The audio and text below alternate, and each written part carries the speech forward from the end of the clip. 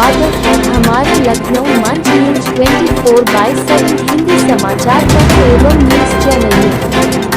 सही खबर, सच्ची खबर। कृपया सब्सक्राइब, लाइक, शेयर, कमेंट जरूर करें।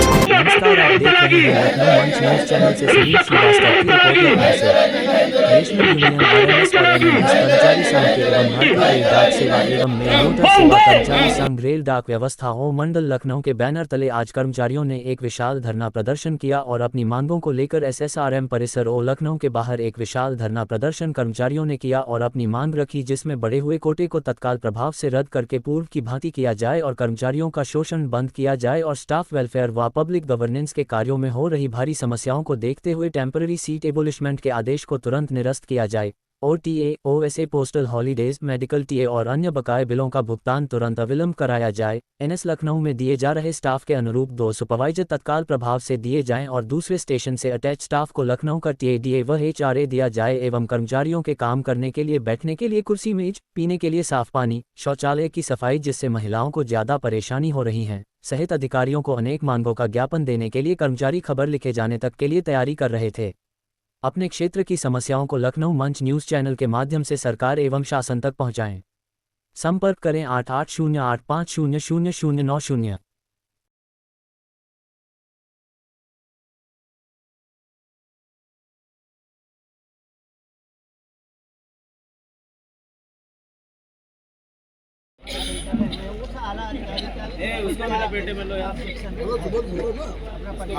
हमारा परिचय है कि मैं Ashutosh Singh, national union RMS UP circle के मैं सर्विस की प्रांतीय सचिव हूँ। और ये जो धरना प्रदर्शन है, ये धरना प्रदर्शन मजबूरी में विवश होकर हम लोग यहाँ पर इस प्रकार पर पहुँचे हैं, क्योंकि आप भ्रष्टता के पराकाष्ठा मार रहे हैं। अभी तक ये था कि उनकी अनाप शनाप चीज़ों को हम लोग टॉलरेट कर रहे थे, बर्दाश्त कर रहे थे, लेकिन अब तो उससे जन समाज भी प्रभावित हो रहा है।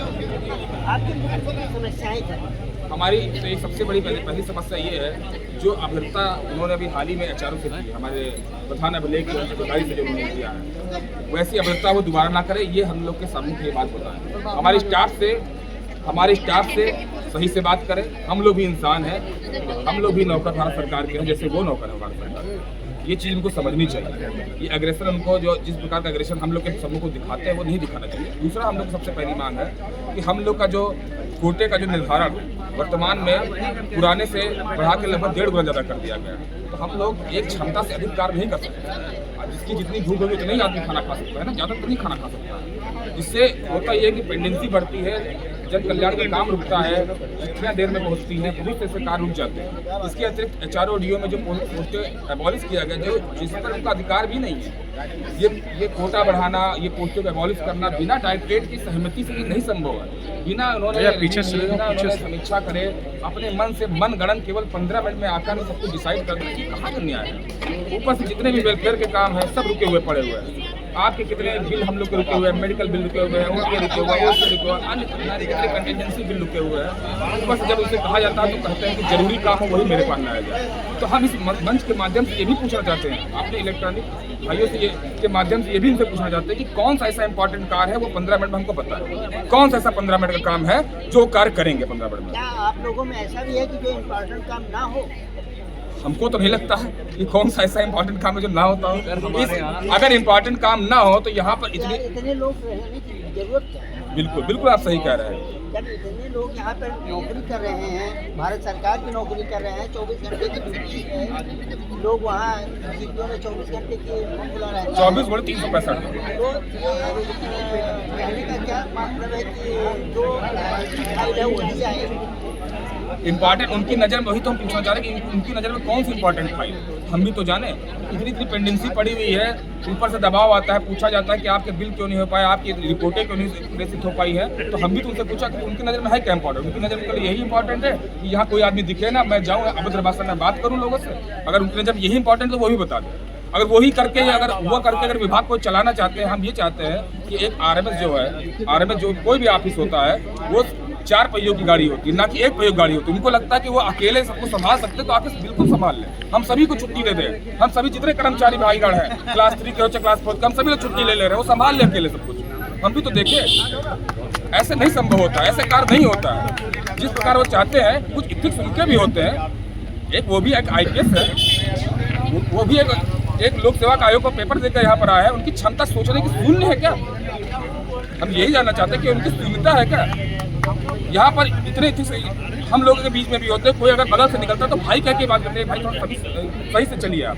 उनकी नज़र में वो भी नहीं है, तू तड़ा करके बात ही करना है। हम लोग के इतने 19 अनअप्रूव सेट पड़े हुए हैं, ना जाने स्टाफ की जो मुख्य समस्याएं हैं प्रसाद, हम आपको इसके लिए बिल्कुल क्या कहना स्टाफ की जो मुख्य समस्या है, देखिए स्टाफ कहीं भी आदमी काम करता है उसकी 3 चीजें मुख्य होती है। एक तो होता है उसका प्रसाधन की व्यवस्था का सही नहीं है, स्टाफ को कष्ट होता है। एक होता है उसके लिए बैठने की व्यवस्था करना। जब कुर्सी नहीं होगी तो आदमी कहाँ बैठेगा?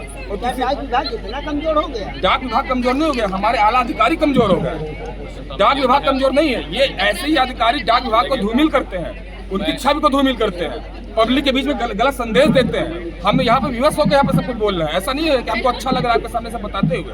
ये कमी हमारी डाक विभाग की नहीं है, ये कमी हमारी उच्च अधिकारियों की नहीं है।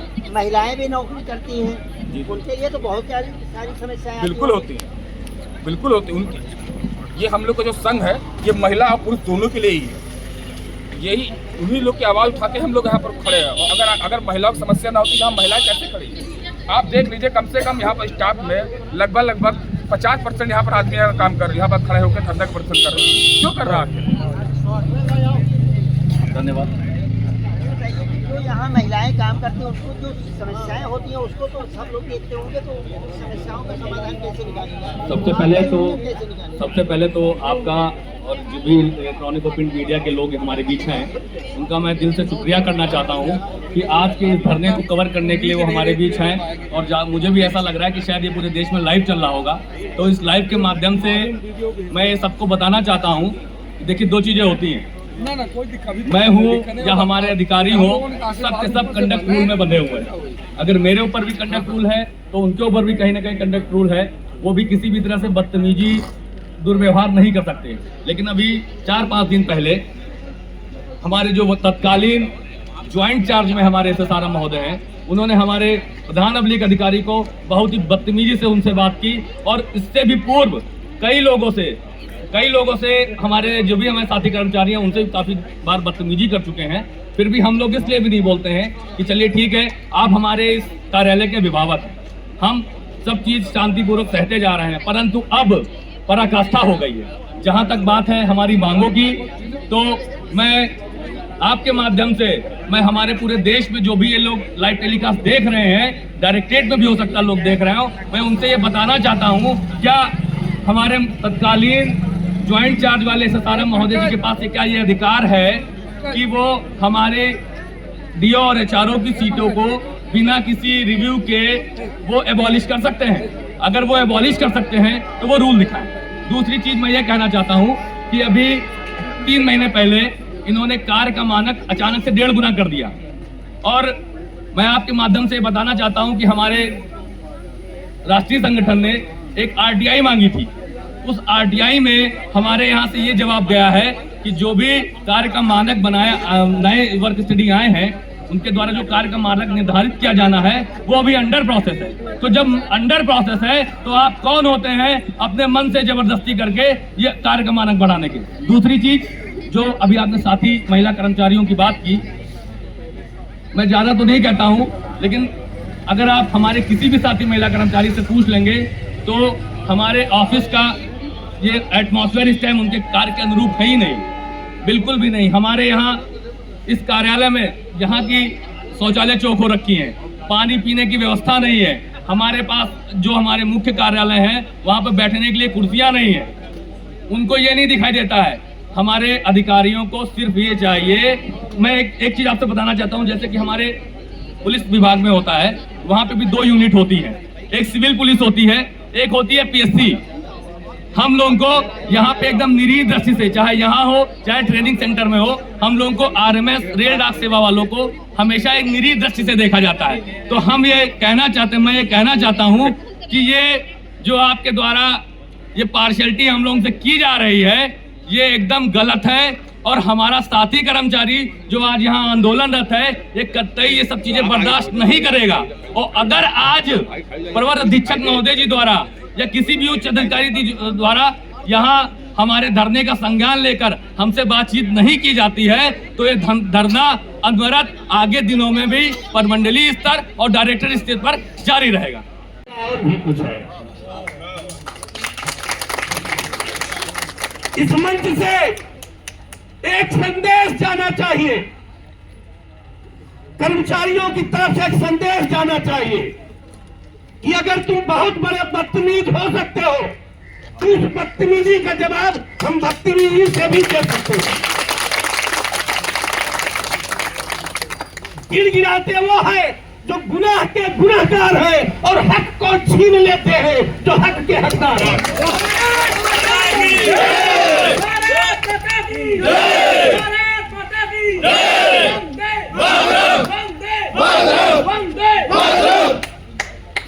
हम कर्मचारीगण, मजदूरगण ऐसे नहीं है कि शाखों से टूट जाए और पत्ते नहीं है, हम शाखों से टूट जाए और पत्ते नहीं है, हम इन आधियों से कह दो कि औकात में रहे। हमारे साथ तालियों की गड़गड़ाहट से जोरदार नारेबाजी और सितांशु भूषण से निवेदन है कि सारे कार्यक्रम को जो है कैमरे में कैप्चर करें और यह संदेश जाना चाहिए फेडरेशन, दोनों फेडरेशन और सर्किल के जो भी रिप्रेजेंटेटिव है वहां जाना चाहिए।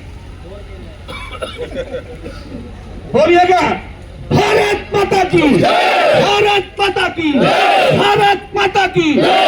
विशाल पाठक होश में आओ, होश में आओ, होश में आओ। विशाल पाठक होश में आओ, होश में आओ, होश में आओ। मजदूरों से मत टकराओ, मत टकराओ, मत टकराओ। मजदूरों से मत टकराओ, मत टकराओ, मत टकराओ। मजदूरों से टकराओगे मिट्टी में मिल जाओगे, मजदूरों से टकराओगे मिट्टी में मिल जाओगे। गुंडागर्दी नहीं चलेगी, नहीं चलेगी, नहीं चलेगी। गुंडागर्दी नहीं चलेगी, नहीं चलेगी, नहीं चलेगी। गुंडागर्दी नहीं चलेगी, नहीं चलेगी, नहीं चलेगी। तानाशाही नहीं चलेगी, नहीं चलेगी, नहीं चलेगी। तानाशाही नहीं चलेगी, नहीं चलेगी, नहीं चलेगी। तानाशाही नहीं चलेगी, नहीं चलेगी, नहीं चलेगी। रिश्वतखोरी नहीं चलेगी, नहीं चलेगी, नहीं चलेगी। रिश्वतखोरी नहीं चलेगी, नहीं चलेगी, नहीं चलेगी। रिश्वतखोरी नहीं चलेगी, नहीं चलेगी, नहीं चलेगी। रिश्वतखोरी नहीं चलेगी, नहीं चलेगी, नहीं चलेगी। साल पाठक होश में आओ, होश में आओ, होश में आओ। होश में आओ, होश में आओ, होश में आओ।